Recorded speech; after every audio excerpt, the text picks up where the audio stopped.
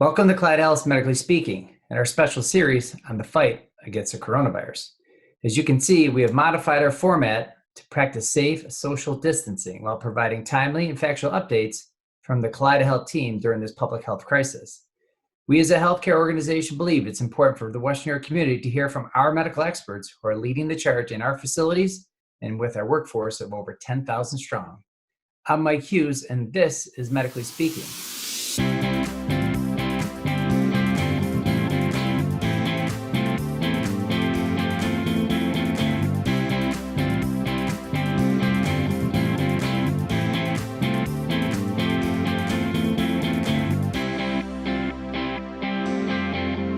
Dr. Janet Sundquist is the medical director at the Primary Care Center at Buffalo General Medical Center.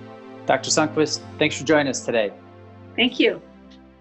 In this time of COVID-19, the coronavirus, there's some stress in the community about people still accessing their physicians, their primary care, even though they may not be impacted by the virus, but they still have their traditional healthcare needs. So can you tell us a little bit about how you guys with the center there are handling that?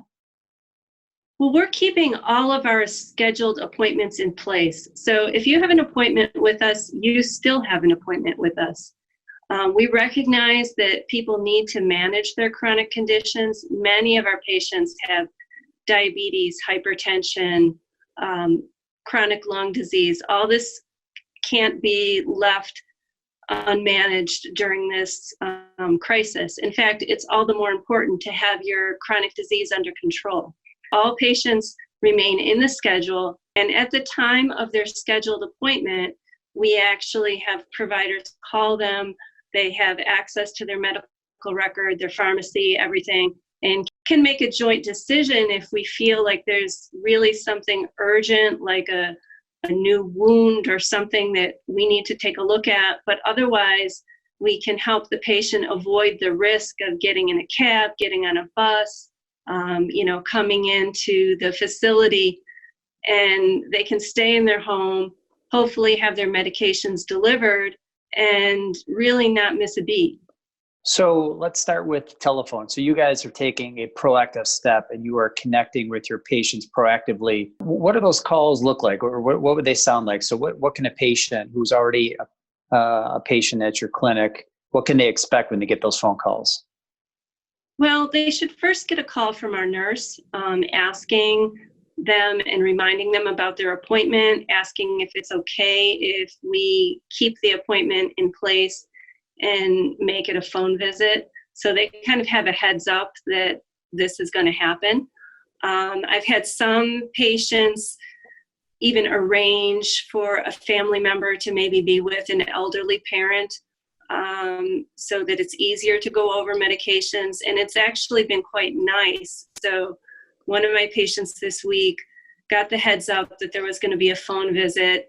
The daughter went over to be with the mother. We reconciled the medications together. They tested the patient's blood sugar while we were on the phone. And in some ways, it was almost better than an office visit in that, you had that connection with the family in the home. So during the coronavirus pandemic, there's been a lot of focus on the lighter side of the news in terms of how video has helped people stay connected, whether that's over Skype or Zoom or some of these other platforms. But for physicians and practitioners, video is just as important for what you guys are doing. Tell us how the video capability really has helped stay connected with patients and, like you said, even their family members. Well, I think the video can be very reassuring to patients. You're actually seeing your physician. I think there's a tremendous amount we can do over the phone if patients don't have access to video equipment. We certainly encounter that, but many people have a smartphone or an iPad or something, and that can be very useful. The phone is actually kind of nice because it makes it easier if you have a skin finding or something. You can just kind of, hold up the phone to whatever your area of concern is. I think it's a little easier to, assess how someone's feeling, provide reassurance when you have that face-to-face contact. But Again, phone is very good as well. I think the most important thing is the connection. Sure.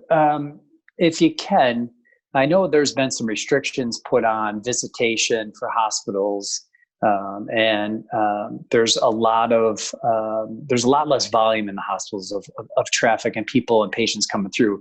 But in your case, there is still an opportunity on a limited basis to see patients in person. Is that correct?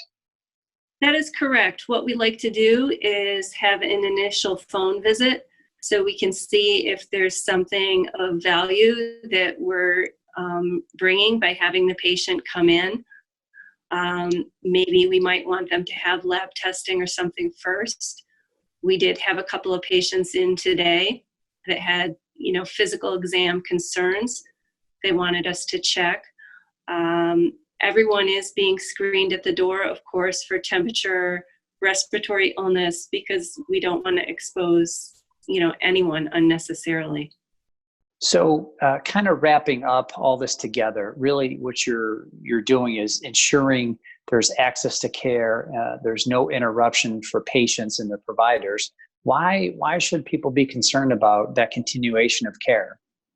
Regarding interruption to care, you really don't want that, because if your chronic condition is out of control, that's going to make you at higher risk for getting sick from anything, including the coronavirus.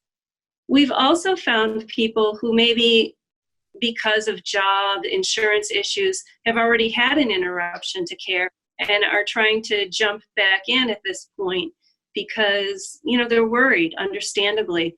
So we're seeing those patients too by audio and visual visits. So just because you haven't been seen by our clinic in the past year, that doesn't mean we're not going to respond. So we do have people on the phones. They are putting messages through, and we are trying to work with patients who maybe have fallen out of touch a bit, but we all need to be there for each other during this crisis.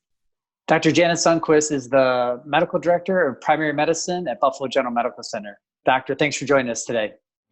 Thank you.